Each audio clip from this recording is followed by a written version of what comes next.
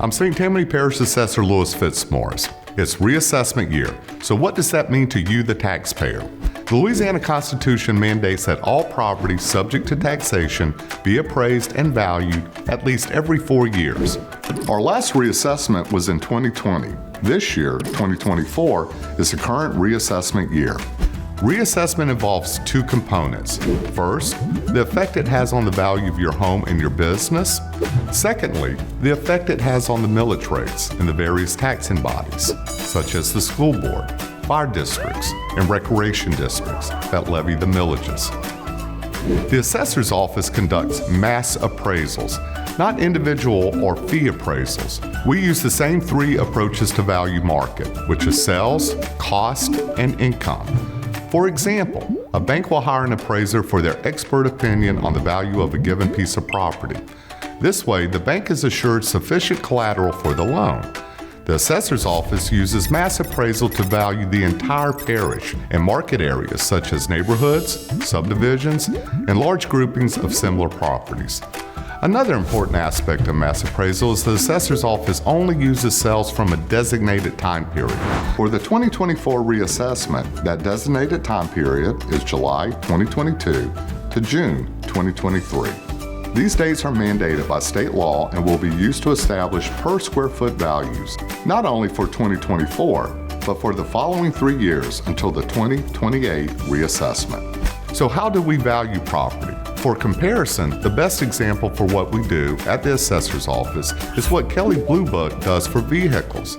Values for vehicles are established based on the make, model, year, and condition of the vehicle on a mass, not individual basis. This is very similar to how we value property at the assessor's office. We start by classifying homes from a grade of A for an upscale custom home to an E for mobile homes. Appropriate values are determined per square foot, per class of homes, and values of similar lots, per subdivisions, or given area. This also applies to commercial property.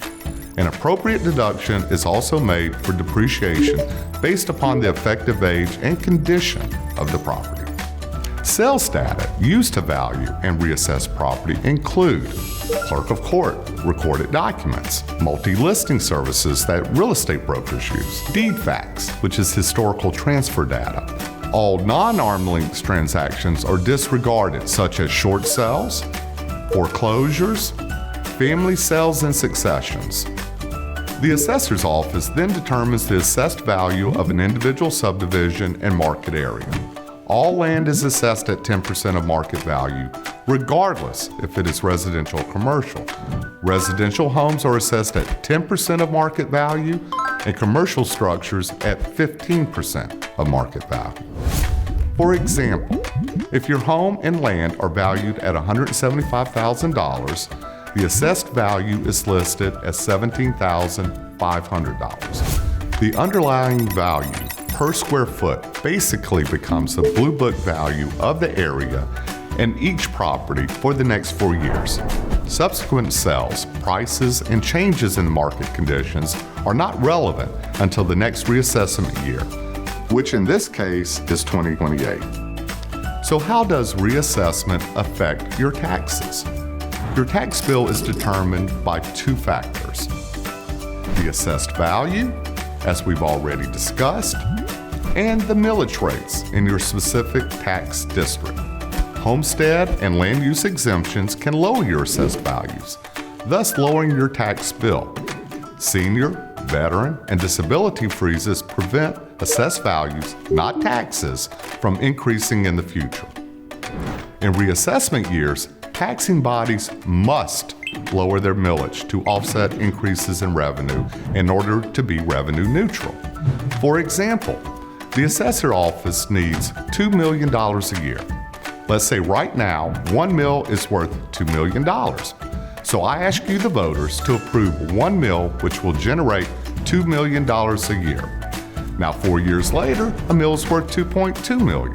Well, I only asked for $2 million, so I will need to reduce or roll back my millage rate to reflect that rate, now at 0.91 mils. After rolling back, taxing bodies then can raise or roll forward their millage back to their legally approved maximum with a 2/3 vote of the governing body. After complying with other legal formalities, taxing bodies must advertise in the official parish newspaper, list on their website all their public hearings and meetings. Attending these meetings or hearings is your opportunity as a taxpayer to voice your support or opposition, and I strongly suggest you do so. Please remember, if a taxing body rolls their millages back up, they are raising your taxes. August is the appropriate time to check your assessments, verify mailing addresses, or file a review. You can do this easily by calling our office or visiting our website at stpao.org. Please don't wait until your tax bill arrives in December to review your assessment. After the tax roll is certified in October, my office is unable to make changes without approval from the Louisiana Tax Commission. It is in your best interest to check in with us in August. The mission statement of my office is to serve the citizens of St. Tammany Parish with fairness, efficiency, and responsiveness. My staff and I are here to serve and are available to answer any questions you may have, so please do not hesitate to contact us. Thank you very much for your time.